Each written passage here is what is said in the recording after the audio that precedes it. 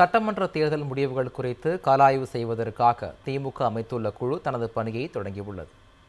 தமிழ்நாடு சட்டமன்ற தேர்தல் முடிவுகள் குறித்து கலாய்வு செய்வதற்காக 36 பேர் கொண்ட குழுவை திமுக தலைவர் மு.க.ஸ்டாலின் அறிவித்திருந்தார். இக்குழுவானது தொகுதி வாரியாக சுற்றுப்பயணம் மேற்கொண்டு மாவட்ட செயலாளர்கள், வேட்பாளர்கள், தொகுதி பார்வையாளர்கள், நிர்வாகிகள் மற்றும் தொண்டர்களை நேரடியாக சந்தித்து கருத்துக்களையும் அவர்களின் பரிந்துரைகளையும் பெற்று கள ஆய்வு மேற்கொள்ள உள்ளது. கள ஆய்வு அறிக்கையை ஜூன் 5ஆம் தேதிக்குள் திமுக தலைவர் மு.க.ஸ்டாலினிடம் சமர்ப்பிக்க அறிவுறுத்தப்பட்டுள்ளது. சென்னை அண்ணா அறிவாலயத்தில் உள்ள கலைஞர் அரங்கில் கள ஆய்வு குழுவினரை சந்தித்த திமுக தலைவர் மு.க.ஸ்டாலின் உரிய வழிகாட்டு நெறிமுறைகளை வழங்கினார். இக்குழுவில் உள்ள ஒவ்வொருவரும் தலைமை கழகத்தின் பிரதிநிதிகளாக தனது சார்பில் அனுப்பி வைக்கப்படுவார்கள். தனது காதுகளாக செல்பவர்கள் தனிப்பட்ட விருப்பு வெறுப்பின்றி கட்சிக்காரர்கள் சொல்லும் உண்மையை அப்படியே வந்து தன்னிடம் சொல்வது மட்டுமே உங்கள் வேலை என்று திமுக தலைவர் அறிவுறுத்தினார். நீங்கள் யாரையும் காப்பாற்றவும் முயற்சி செய்யவும் வேண்டாம், யாரையும் பழிவாங்கவும் எண்ணக்கூடாது.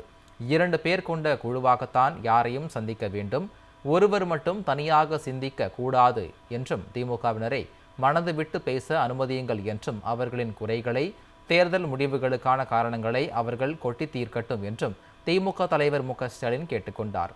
தலைவரான தன் மீதே குறை சொன்னாலும் பரவாயில்லை, அதை குறித்து வைத்து உங்களது அறிக்கையில் வழங்குங்கள். நிர்வாகிகளின் உணர்வு என்ன, அவர்கள் உண்மையில் என்ன நினைக்கிறார்கள், அது மட்டும்தான் எனக்கு தேவை என்றும் திமுக தலைவர் தெரிவித்திருந்தார். டாக்டரிடம் பொய் சொல்லக்கூடாது என்பார்கள், அதை போல தன்னிடம் எதையும் மறைக்கக்கூடாது. நோய் என்னவென்று தெளிவாக தெரிந்தால்தான் அதற்கு மருந்து கொடுக்க முடியும் என்றும் திமுக தலைவர் மு.க.ஸ்டாலின் தெரிவித்திருந்தார்.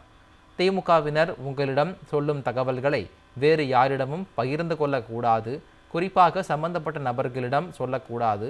அப்படி செய்தால் இந்த ஆய்வின் நோக்கமே வீணாகிவிடும் என்றும், பிரச்சனைகளை சரி செய்து நம்மை மாற்றி கொண்டால்தான் அடுத்த 100 ஆண்டுகளுக்கு உயிர் போல் இயங்க முடியும்.